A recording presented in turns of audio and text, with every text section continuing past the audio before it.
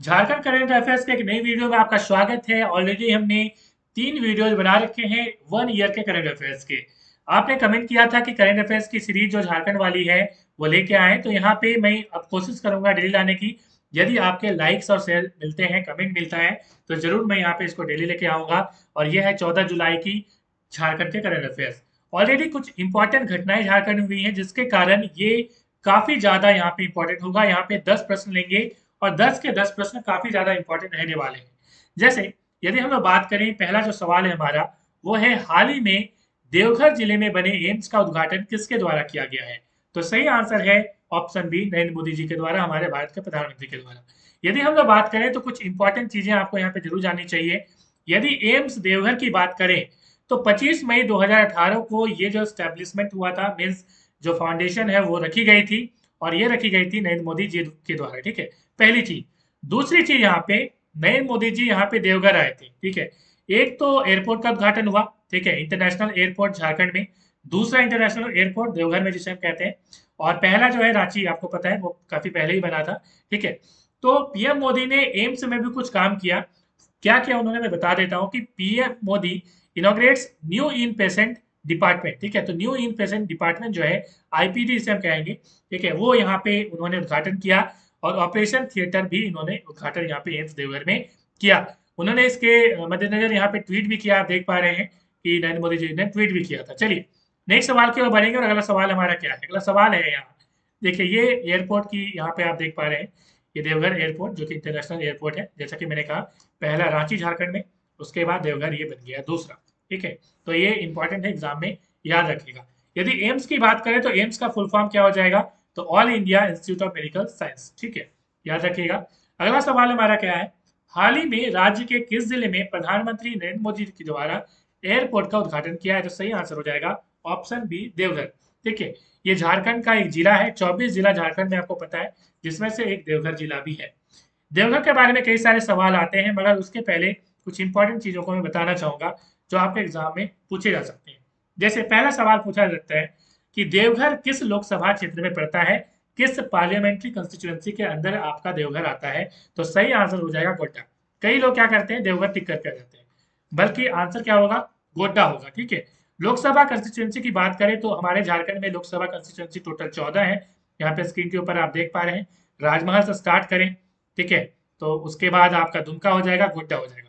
तो गोड्डा आप देख पा रहे हैं, यहाँ पे निशिकांत दुबे जी हमारे लोकसभा के सांसद हैं, बीजेपी के हैं, और झारखंड के जाने माने नेता।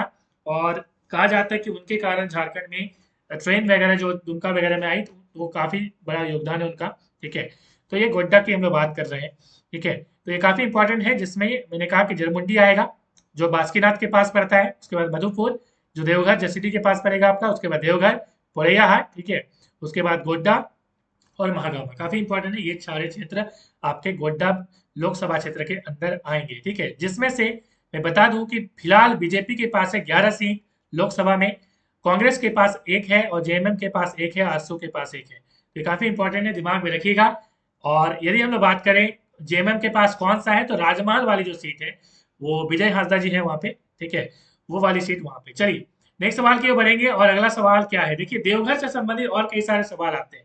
देवघर आप मैप पे देख पा रहे हैं, यहाँ पे देवघर, ठीक है, दुमका बॉर्डर है इसका, दुमका गिरिडीह से इसकी और जामताड़ा से इसकी बॉर्डर लगती है, और बिहार से यहाँ पे आपको बॉर्डर इसका देखने को मिलेगा। ठीक है, सवाल क्या पूछा जा सकता है देवघर से? सवाल ये पूछा जाता है कि ज्योतिर्लिंग जो है देवघर में है, 12 ज्योतिर्लिंग टोटल इंडिया में है, जिसमें से एक जो है यहाँ पे देवघर में है। पूरा लिस्ट यदि मैं दिखाऊं आपका ज्योतिर्लिंग का, तो एक तो सोमनाथ है जो कि गुजरात में आपको मिलेगा। यदि हम लोग बात करें मल्लिकार्जुन, तो ये है आपको आंध्र प्रदेश में मिलेगा। यदि हम लोग बात करें महाकालेश्वर की, तो मध्य प्रदेश में मिलेगा, ठीक है, उज्जैन। उसके बाद यदि हम लोग बात करें ओमकारेश्वर की, तो मध्य प्रदेश में। केदारनाथ की हम लोग बात करें तो उत्तराखंड में। भीम शंकर की बात करें हम लोग तो महाराष्ट्र में। ठीक है, उसके बाद यदि विश्वनाथ की बात करें तो उत्तर प्रदेश में। ठीक है, और त्रिम्बकेश्वर की बात करें तो महाराष्ट्र में। नागेश्वर की बात करें तो गुजरात में। और बैद्यनाथ जिसे बैजूनाथ कहते हैं, ये है देवघर में। ठीक है, तो काफी इंपॉर्टेंट है, यही सवाल है कि देवघर में ये बाबा धाम है। ठीक है, और देवघर की बात आई है तो देवघर से और सवाल आता है कि देवघर में सबसे ज्यादा सिंचाई किससे होती है? तो देवघर में बाबा धाम है, और बाबा धाम में तालाब जब तक नहाइएगा नहीं, शिवगंगा में जब तक नहाइएगा नहीं, तब तक तो आप पूजा करेंगे नहीं। ठीक है, तो तालाब से आप याद रखते हैं कि तालाब देवघर में बाबा धाम है, वहाँ तालाब है, और तालाब से सबसे ज्यादा सिंचाई देवघर में होती है। तो ये सब काफी इंपॉर्टेंट सवाल यहाँ से बनेंगे।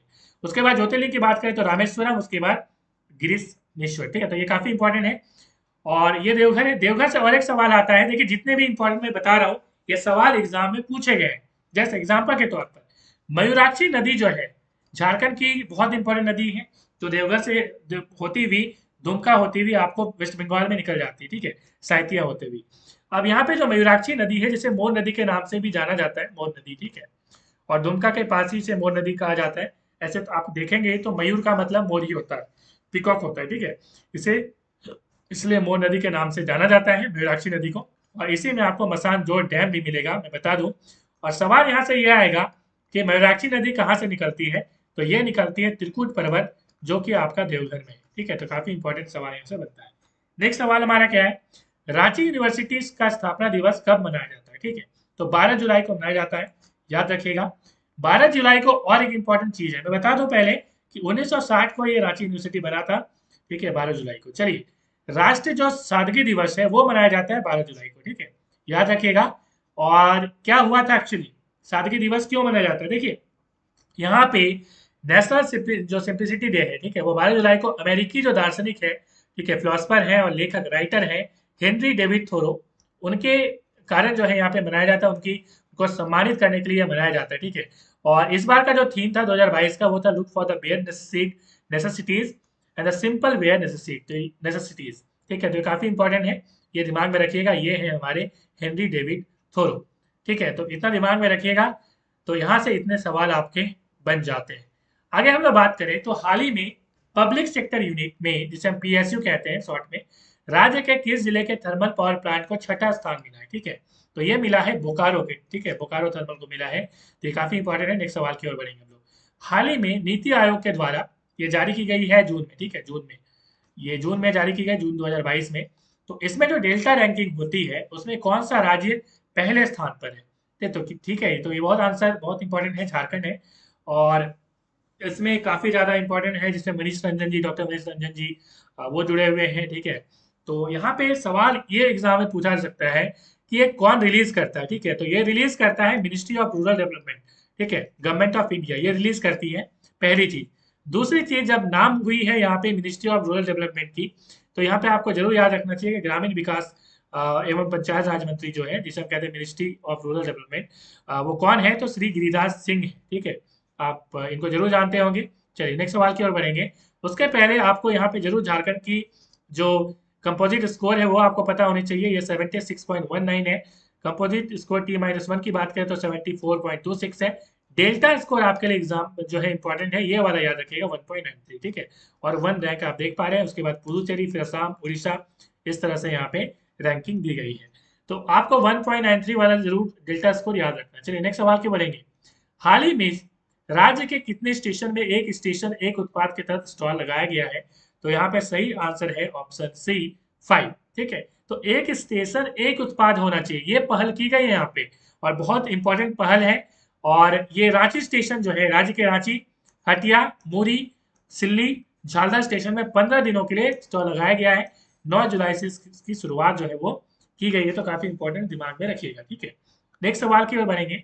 हाल ही में 8 जुलाई को text book of life science का विमोचन किया गया है, इनके लेखक कौन है, तो यहाँ पे Amit Kumar Pande ji, option is the right answer. यदि हम लोग बात करें तो आरकेडीएफ यूनिवर्सिटी के ये कुल सचिव हैं, तो ये काफी इंपॉर्टेंट है, उन्होंने जो है यहाँ पे किताब का उनका विमोचन किया गया है। नेक्स्ट सवाल की ओर बढ़ेंगे।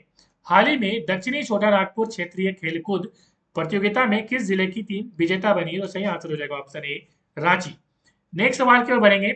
हाल ही में राज्य के किस रेलवे स्टेशन में वंदे भारत ट्रेन की जो है शुरुआत की गई है, तो यहाँ पे सही आंसर हो जाएगा ऑप्शन सी हटिया। हो सकता है ऑप्शन में हटिया ना रहे, रांची रहेगा, ठीक है, आपको पता है कि रांची में 2 स्टेशन है, चुटिया आपको आपको पता होगा, एक हटिया है, तो ये हटिया में से स्टार्ट हुई है, हावड़ा तक ये जाएगी, SWH मतलब हावड़ा, ठीक है।